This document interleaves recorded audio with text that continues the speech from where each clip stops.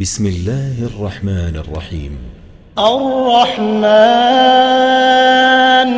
علم القرآن خلق الإنسان علمه البيان الشمس والقمر بحسبان والنجم والشجر يسجدان والسماء رفعها ووضع الميزان ألا تطغوا في الميزان وأقيموا الوزن بالقسط ولا تخسروا الميزان والأرض وضعها للأنام فيها فاكهة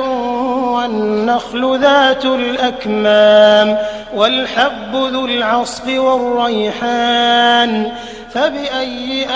آلاء ربكما تكذبان خلق الإنسان من صلصال كالفخار وخلق الجان من مارج من نار فبأي آلاء ربكما تكذبان رب المشرقين ورب المغربين فبأي آلاء ربكما تكذبان مرج البحرين يلتقيان بينهما برزخ لا يبغيان فبأي آلاء ربكما تكذبان يخرج منهما اللؤلؤ والمرجان فبأي آلاء ربكما تكذبان وله الجوار المنشآت في البحر كالأعلام فبأي آلاء ربكما تكذبان كل من عليها فان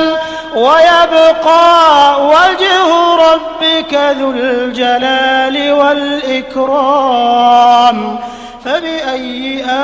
آلاء ربكما تكذبان يسأله من في السماوات والأرض كل يوم هو في شأن فبأي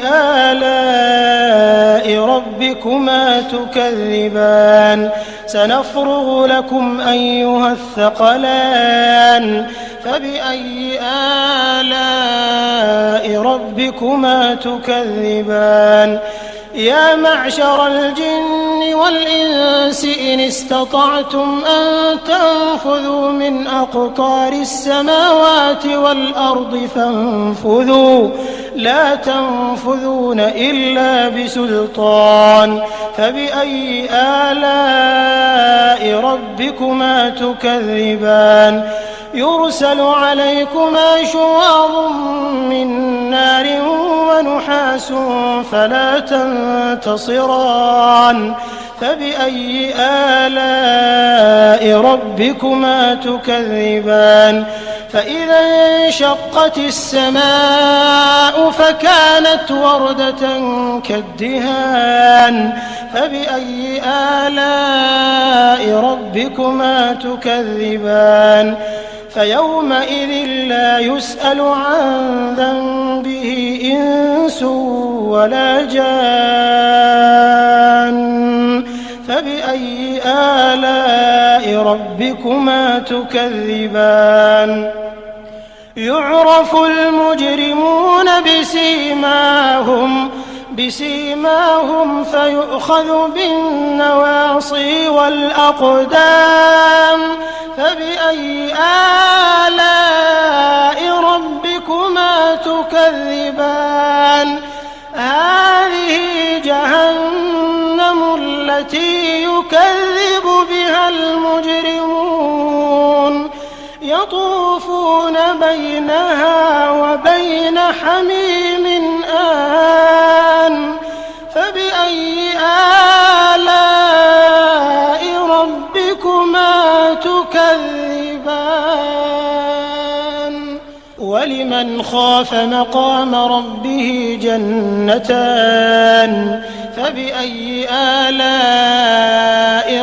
ربكما تكذبان ذواتا أفنان فبأي آلاء ربكما تكذبان فيهما عينان تجريان فبأي آلاء ربكما تكذبان فيهما من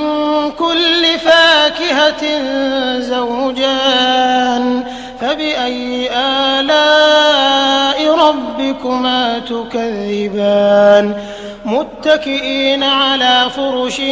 بطائنها من استبرق وجنى الجنتين دان فبأي آلاء ربكما تكذبان فيهن قاصرات الطرف لم يطمثهن إنس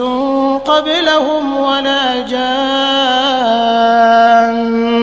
فبأي آلاء ربكما تكذبان كأنهن الياقوت والمرجان فبأي آلاء ربكما تكذبان هل جزاء الإحسان إلا الإحسان فبأي آلاء ربكما تكذبان ومن دونهما جنتان فبأي آلاء ربكما تكذبان